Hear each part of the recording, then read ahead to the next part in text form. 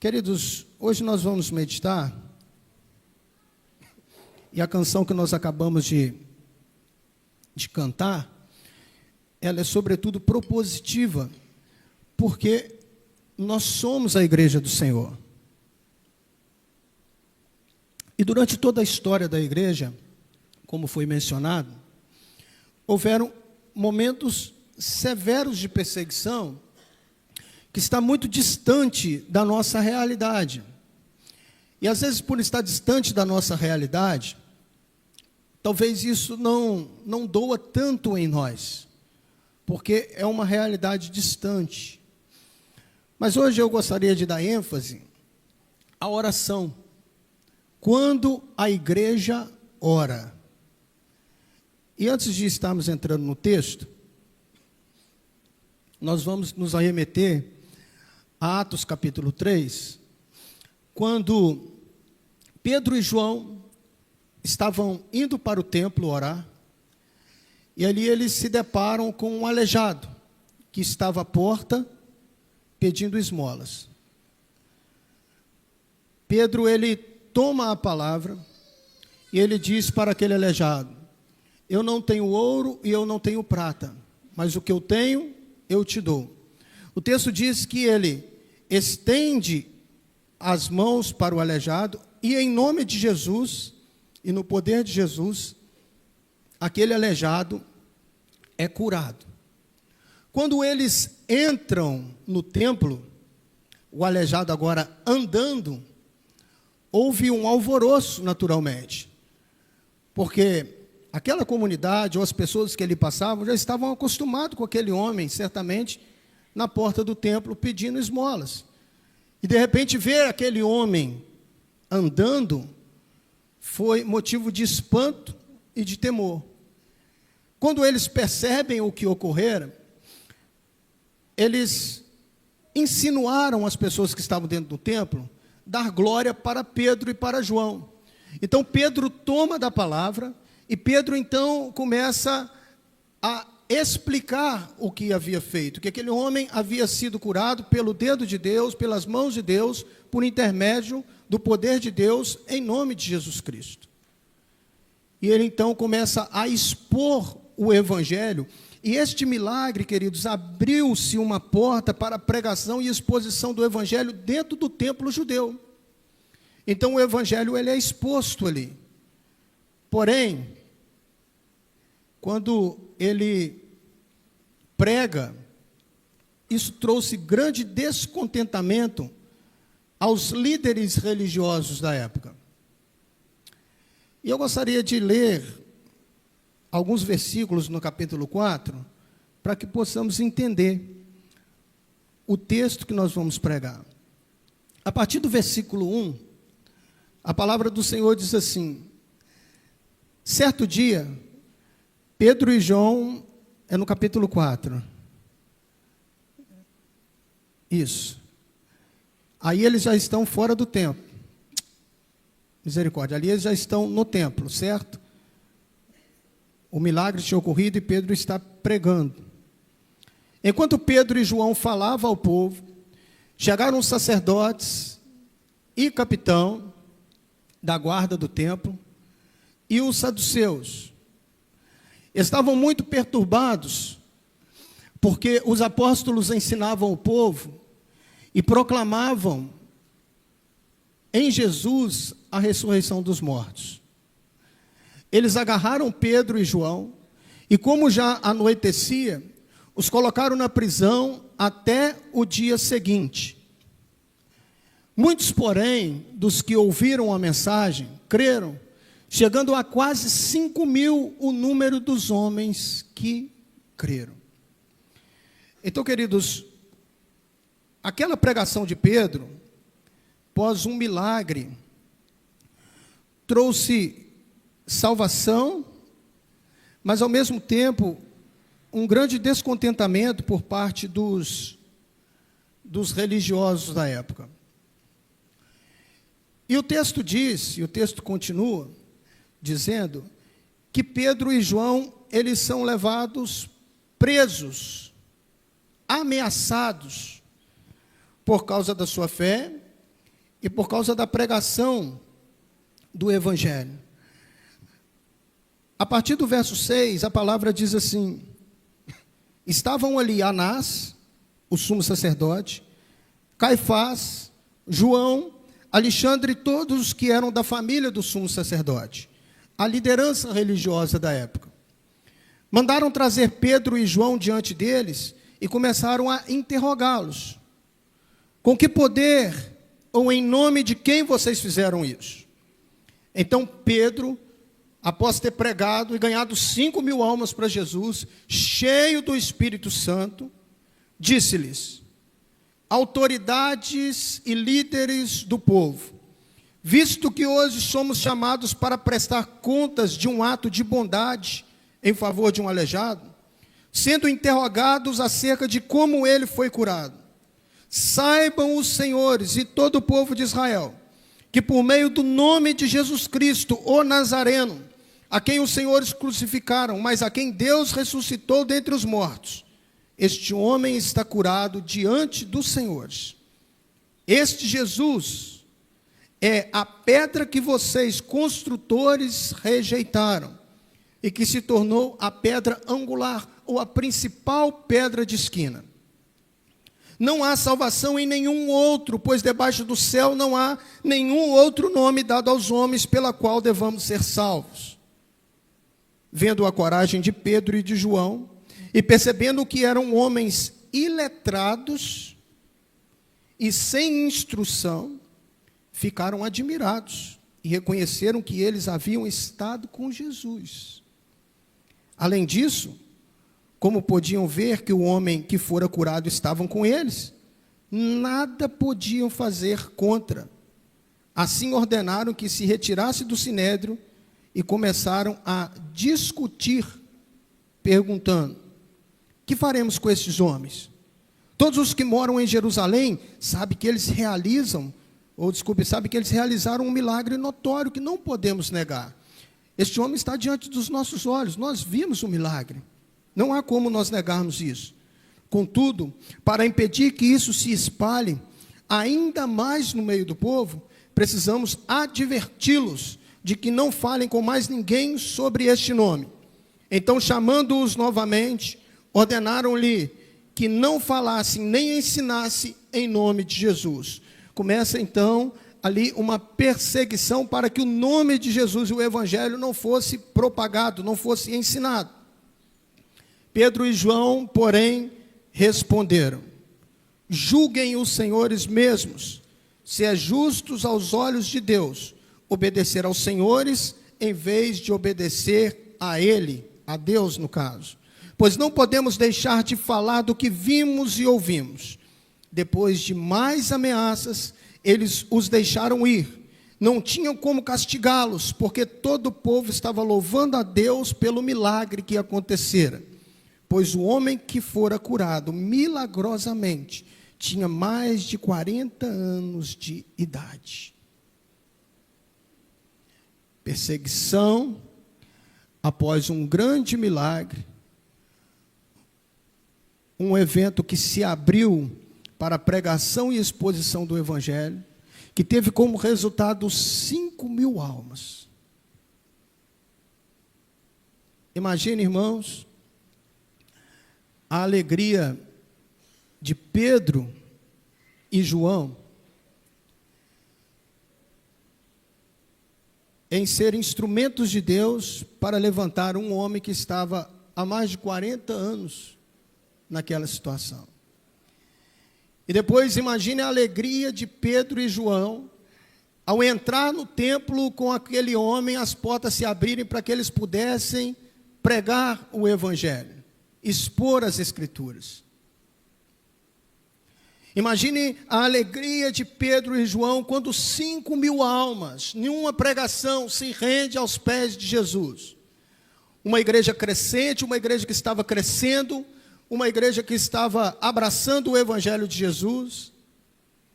E agora, depois de toda a euforia e de toda a alegria, os religiosos começam a tentar tolir ou ir contra o Evangelho de Jesus.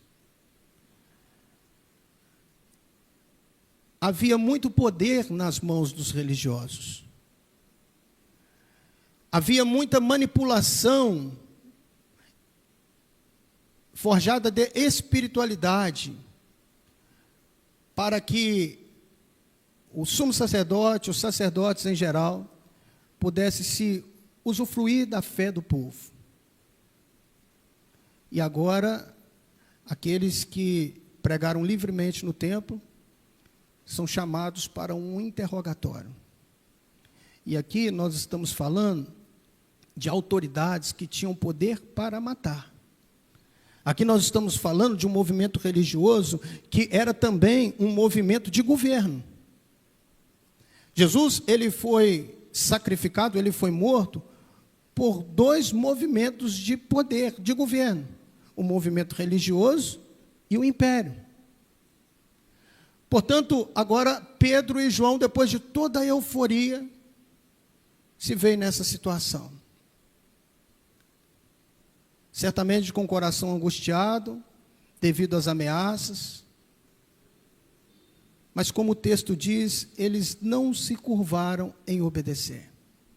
Porque eles estavam dispostos a ir até a morte em nome de Jesus. E agora eu gostaria de entrar no texto que nós vamos pensar dessa noite. A partir do verso 23, nós leremos até o verso 31. A palavra do Senhor diz assim: quando foram soltos, Pedro e João voltaram para os seus companheiros e contaram tudo o que os chefes dos sacerdotes e os líderes religiosos lhe tinham dito. Ouvindo isso, levantaram juntos a voz em oração a Deus, dizendo: ó soberano, tu fizestes o céu, a terra, o mar e tudo o que neles há.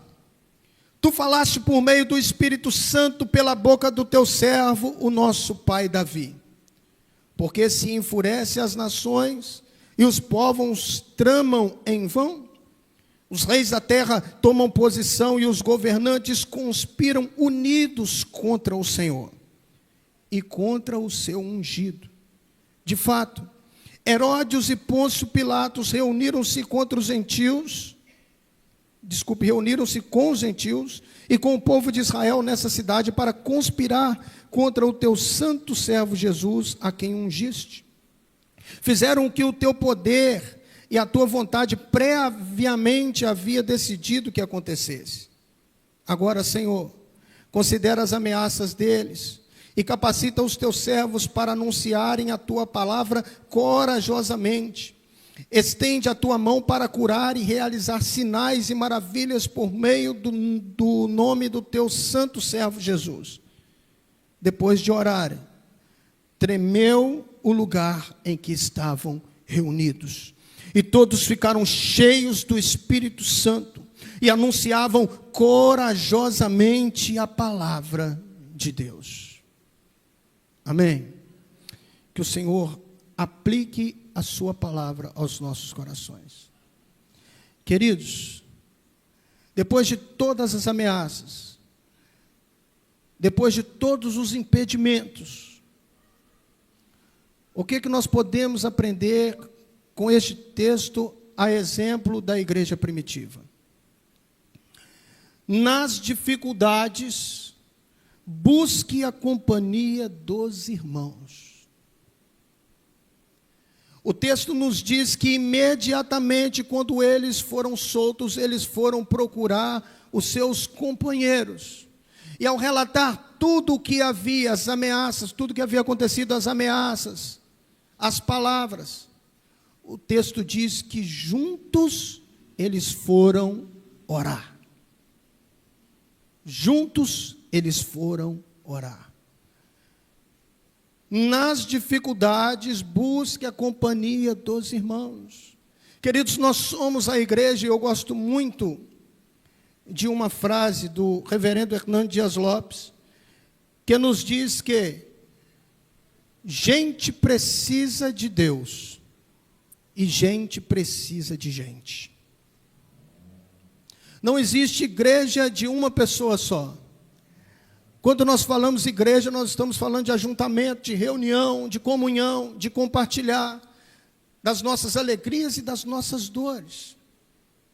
Jesus, no seu momento mais delicado, no Getsêmani, ele teve duas fontes de consolo: o consolo do Pai e o consolo dos seus irmãos, que estavam com ele em oração, ainda que não vigiando muito com ele, mas estavam ali.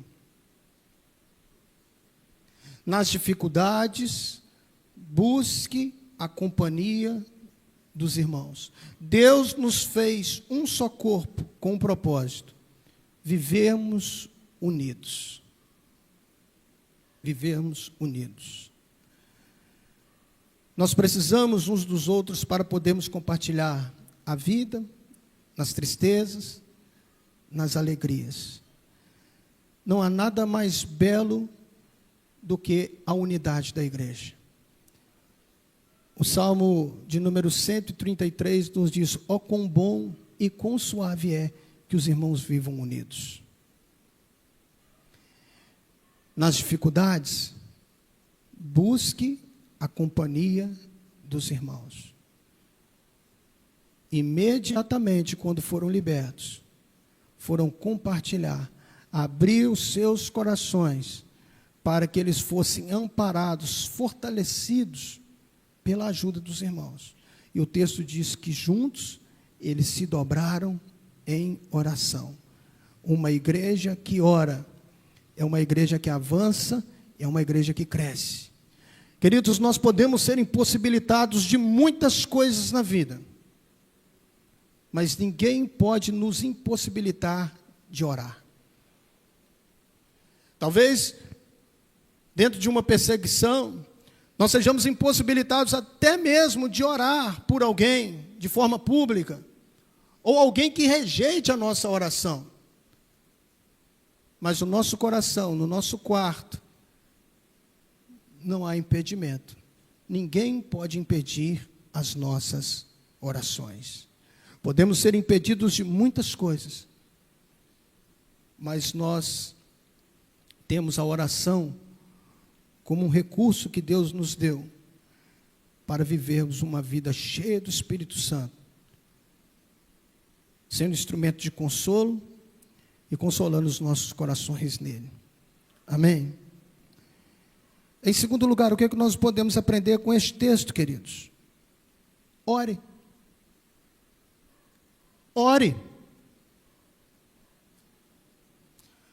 A oração, como eu disse, é o recurso que Deus nos deu para nos comunicarmos com Ele.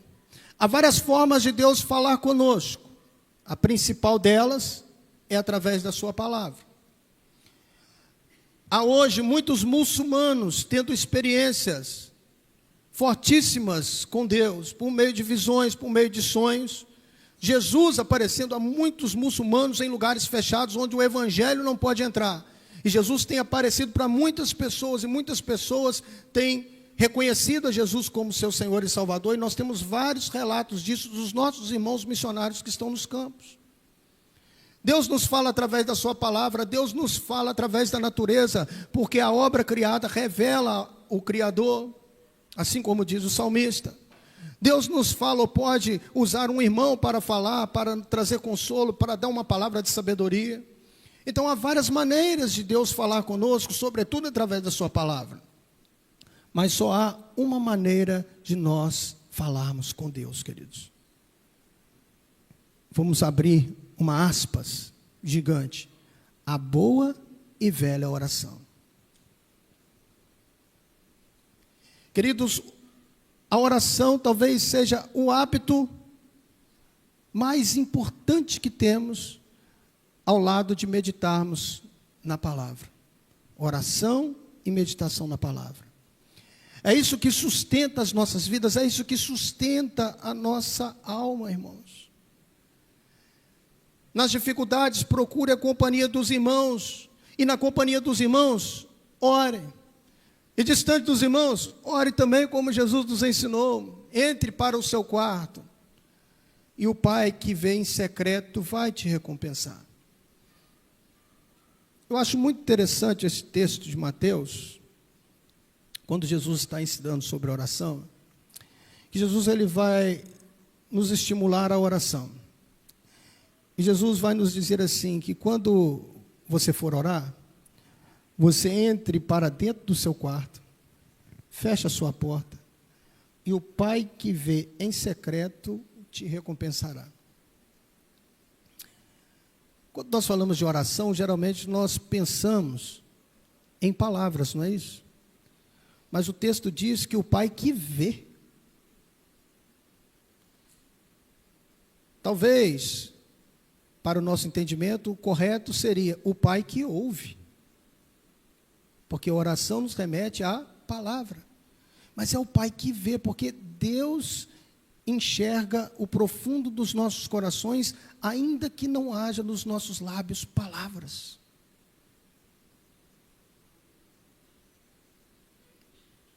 Nas dificuldades, queridos, ore. Nas alegrias, ore, porque talvez seja mais tentador nas alegrias nós nos esquecermos de Deus. Porque na dificuldade nós nos aproximamos. Quando a situação aperta, quando a dor aflige, quando o coração aperta, aí nós recorremos a Deus. E geralmente nós somos assim. Mas nas alegrias também não se esqueça que nós precisamos orar. Oração é o nosso trabalho diário. Ore. Dos versos 24 ao verso 26, a palavra diz assim: ouvindo isso, levantaram juntos a voz em oração a Deus, dizendo, preste atenção, ó soberano, tu fizeste o céu, a terra e o mar, e tudo o que neles há. Todo o poder está nas tuas mãos, tu és soberano, tu és criador de todas as coisas. Tu falaste por meio do Espírito Santo, pela boca do teu servo Davi, o nosso pai. E aqui eles citam os salmos. Porque se enfurecem as nações e os povos tramam em vão. Os reis da terra tomam posição e os governantes conspiram unidos contra o Senhor e contra o seu ungido. Ore. E nas suas orações, use a palavra.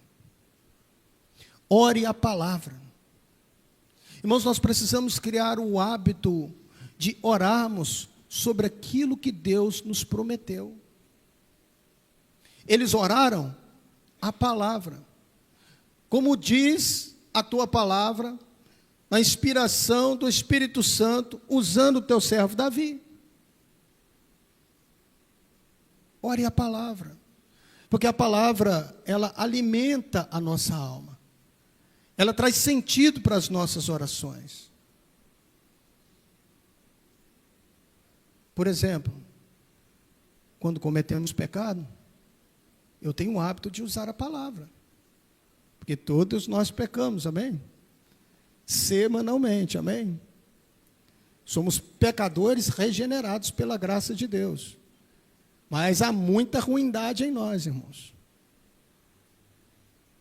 E quando a gente erra o alvo, peca por acidente, um texto, por exemplo, que eu me recorro muito. Senhor, a tua palavra diz que nós não devemos pecar. Mas se caso pecar, nós temos um advogado justo. Ele é a nossa propiciação pelos nossos pecados, e não somente pelos nossos pecados, mas pelo pecado do mundo todo. Por isso, perdoa as minhas falhas, porque a tua palavra diz que quando o Senhor nos perdoa, o Senhor lança no mar do esquecimento. Senhor, nós estamos reunidos neste lugar, e a tua palavra nos diz que onde estiver 2 ou 3 reunidos no seu nome, a tua presença é real em nosso meio. A manifestação da tua presença, e não somente a sua presença, mas a manifestação da sua presença. Orar a palavra, irmãos. Eles se utilizaram da palavra, eles estavam respaldados na palavra. Eles pegaram um texto do Antigo Testamento e agora eles estavam trazendo para a realidade que eles estavam vivendo. Era uma perseguição contra a igreja, uma perseguição contra o ungido. Isso já estava predito. E isso trouxe conforto para o coração. Terceiro, a maldade, queridos, não pode frustrar os planos de Deus. Ele é soberano. A maquinação do mal, a maldade daqueles homens, não pôde frustrar os planos de Deus, mais uma vez. Na oração, eles relataram um fato interessante. Verso 27, de fato, Herodes e Pôncio Pilatos reuniram-se com os gentios e com o povo de Israel, nesta cidade, para conspirar contra o teu santo servo Jesus, a quem ungiste. Herodes e Pilatos eram inimigos, queridos. Judeus e gentios eram inimigos, não se davam. Mas para conspirarem contra o Senhor e contra a igreja, eles se uniram. Eles se uniram para maquinar o mal. Mas Deus é soberano, queridos. Nada foge do controle de Deus. E na verdade, esses homens, eles estavam sem saber, prestando um serviço a Deus. O texto nos diz: fizeram o que o teu poder e a tua vontade previamente havia decidido que acontecesse. O fato de haver perseguição da igreja, queridos, era por permissão de Deus, porque Deus não perde o controle de nada. Deus não perde o controle da história, Deus não perde o controle das nossas vidas, ainda que em dado momento possamos pensar diferente. Deus não perde o controle de nada, queridos. Tudo está devidamente debaixo da soberania de Deus. Aqueles homens estavam pensando estar fazendo a sua própria vontade. Mas o texto nos diz que Deus, dentro da sua soberania, permitiu a perseguição por um propósito. Após a perseguição, após a diáspora, a igreja se espalhou, porque a perseguição fez com que os irmãos que estavam ali, reclusos em Jerusalém, eles fossem para outros lugares, e nesses outros lugares surgiram outras igrejas, porque onde o evangelho de Jesus chega, vidas são transformadas.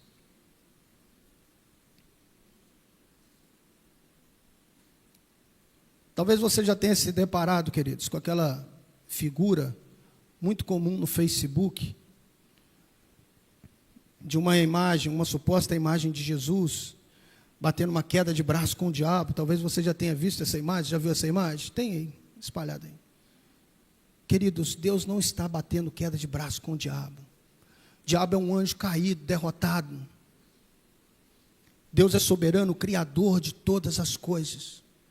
Como disse Martim Lutero, o diabo é um cão feroz preso na coleira de Deus. Ele só vai até onde Deus permite, pelos propósitos eternos de Deus, que por vezes são obscuros a nós.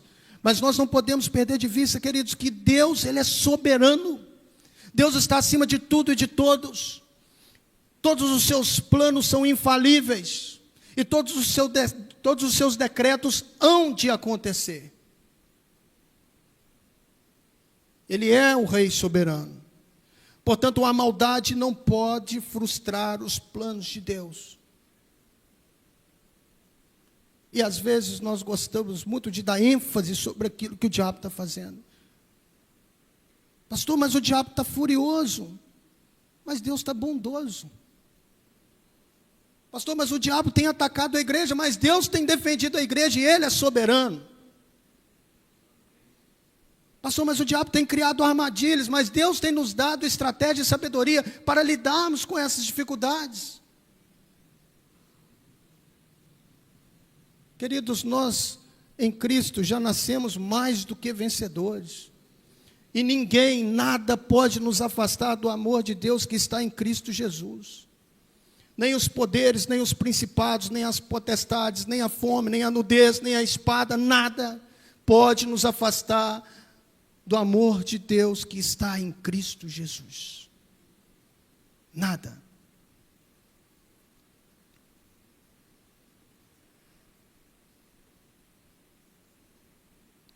Quarto, na provação, na peleja, não peça a cessação dos problemas, mas peça ao Senhor força para superá-los e testemunhar do poder de Deus. Não existe grandes milagres sem grandes dificuldades.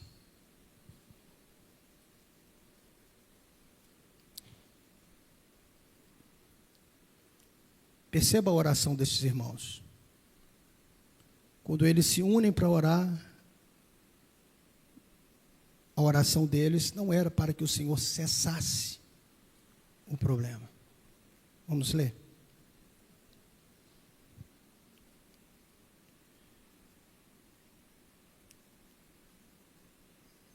Preste atenção, verso 29. Agora, Senhor, considera as ameaças deles. Nós temos um problema, Senhor, eles estão nos ameaçando. Eles estão vindo contra nós e contra o Senhor. Capacita os teus servos para anunciarem a tua palavra corajosamente. Percebe a diferença, irmãos? Irmãos, na maioria das vezes, problemas são soluções de Deus para os nossos corações.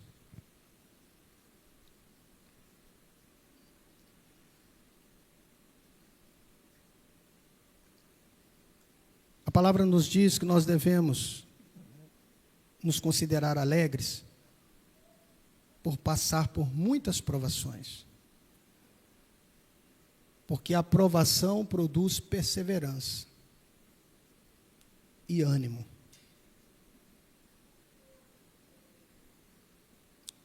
Quando nós somos provados, quando nós passamos por situações adversas, dificuldades na caminhada, tudo isso Deus certamente tem permitido para o nosso aperfeiçoamento, para moldar o nosso caráter, para lapidar o nosso caráter, para forjar as nossas vidas, para nos fazer mais resilientes, para aumentar a nossa casca, para ficarmos mais fortes, para crescermos mais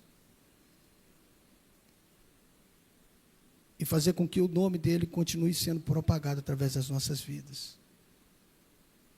Nas dificuldades, queridos, nas provações, não peça a cessação dos problemas, mas força para superá-los e testemunhar do poder de Deus. Às vezes as nossas orações, elas visam somente o fim do sofrimento. E não pedimos poder para superar a dor e a dificuldade. Perdemos a visão do propósito de Deus e o propósito que Deus tem na dor. A dor, quando ela é vinda de Deus e não das nossas escolhas erradas, se estamos no Senhor e mesmo assim somos afligidos, há um propósito didático de Deus nisso, queridos. E em toda a história bíblica nós vamos perceber isso. Deus permitindo com que os teus servos sofressem. Há exemplo do texto, irmãos. Imagine, eu indo pregar para um lugar, e de repente, Deus me usa para levantar um aleijado, e depois eu prego, 5.000 almas se convertem. Que alegria. E aí talvez no meu coração, não, agora a coisa vai, a igreja está crescendo, nós vamos embora, nós vamos arrebentar, e a coisa vai acontecer. E para minha surpresa vem a dificuldade. Mas qual foi a oração? Agora, Senhor, considera as ameaças deles. Nós colocamos nas tuas mãos, está nas tuas mãos, Senhor.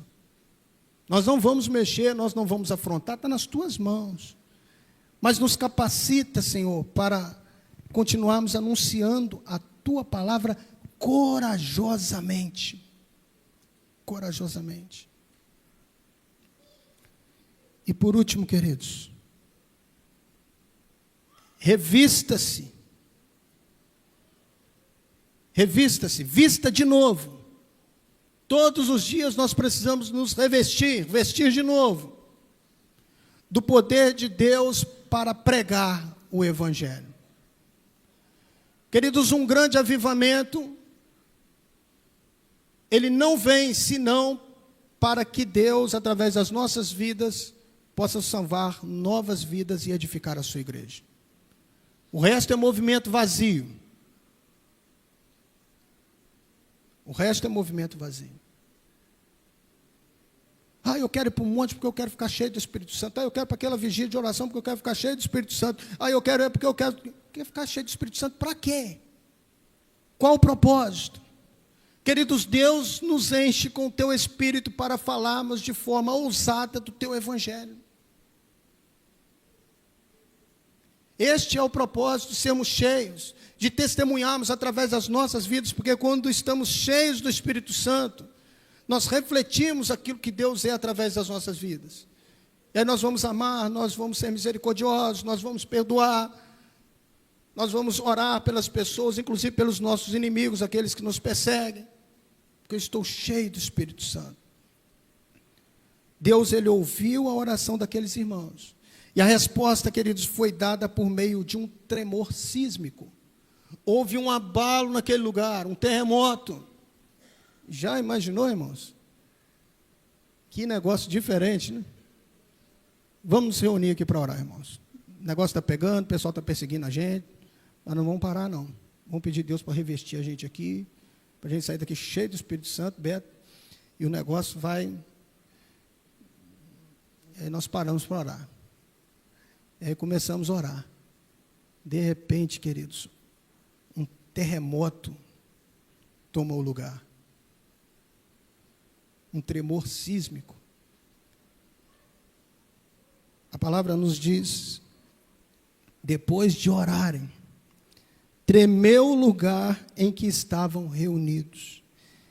E todos ficaram cheios do Espírito Santo. E qual o propósito?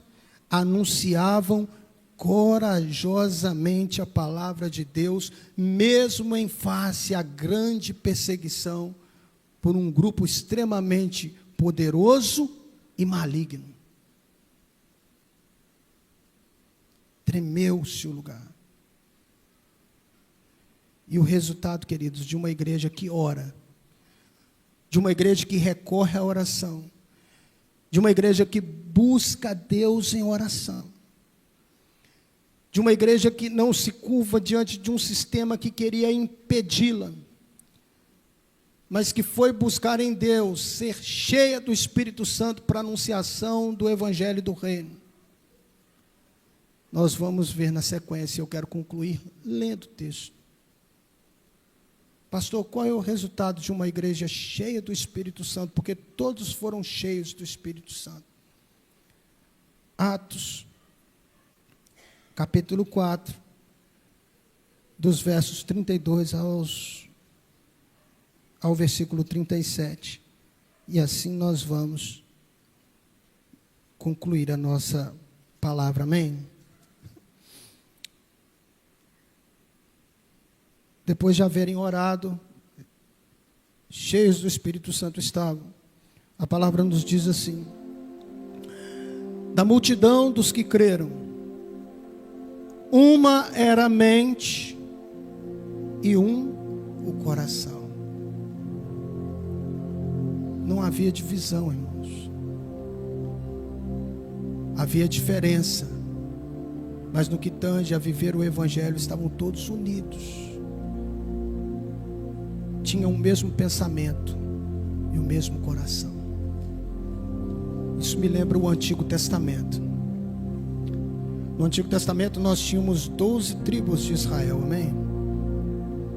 12 tribos. Cada tribo tinha as suas diferenças, tinha as suas particularidades. Haviam tribos que eram mais voltadas para a questão bélica, eles eram excelentes guerreiros. Haviam tribos que eram mais voltadas para a questão artística, como o caso dos levitas. Enfim, as tribos, elas tinham as suas particularidades e as suas diferenças. Mas há algo no Antigo Testamento que mexe muito com o meu coração, que me lembra a igreja. A palavra diz que quando Israel saía a pelejar, eles saíam como um só homem. 12 tribos, havia diferenças, cada tribo tinha suas particularidades, mas quando Israel saía a pelejar, saíam como um só homem. Unidade, irmãos. Uma igreja cheia do Espírito Santo não tem lugar para carnalidade. É unidade. Unidade. Da multidão dos que creram, uma era a mente e um coração. Ninguém considerava unicamente sua coisa, algo que possuísse, mas tudo era comum a todos. Era compartilhado de acordo com a necessidade de cada um. Não havia necessidade entre os irmãos. Com grandioso poder, os apóstolos continuavam a testemunhar da ressurreição do Senhor Jesus, e grandiosa graça estava sobre todos eles, mesmo em meio a uma perseguição severa. Algo que hoje, graças a Deus, nós não participamos na nossa nação. Estamos com as nossas portas abertas, livres para falar do Evangelho.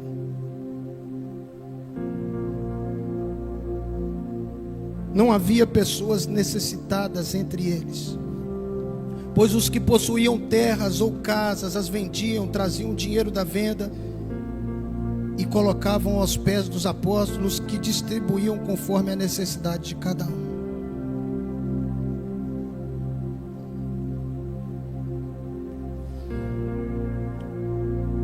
Uma igreja cheia do Espírito Santo